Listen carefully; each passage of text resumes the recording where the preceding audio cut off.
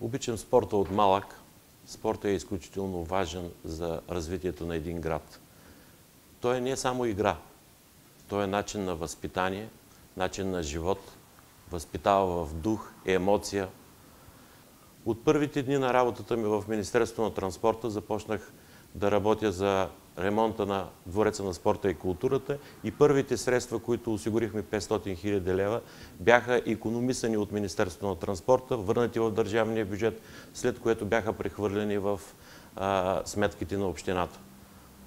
Допълнително 4 милиона и 500 хиляди лева отпуснахме от Фонда за развитие на регионите, с което ремонта на Двореца на спорта и културата беше решен.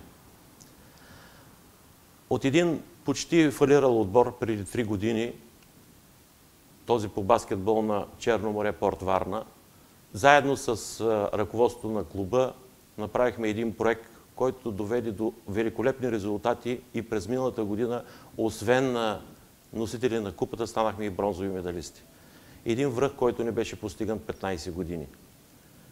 За развитието на спорта трябва да се направи много в община Варна. Първо, това е от изключителна важност да става в училищата. Да се разшири базата, върху която се работи, за да може пирамидата на високото спортно майсторство да има широка основа.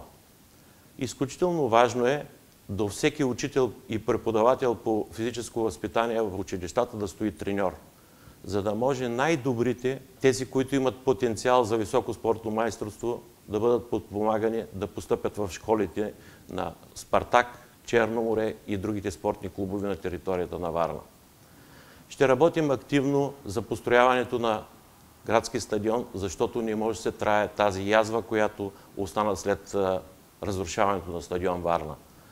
Не може в годините, когато имаме най-големите успехи на Черно море, който стана носител на купата и играеше в европейските турнири, да няма стадион, на който да се проведе среща от международен турнир.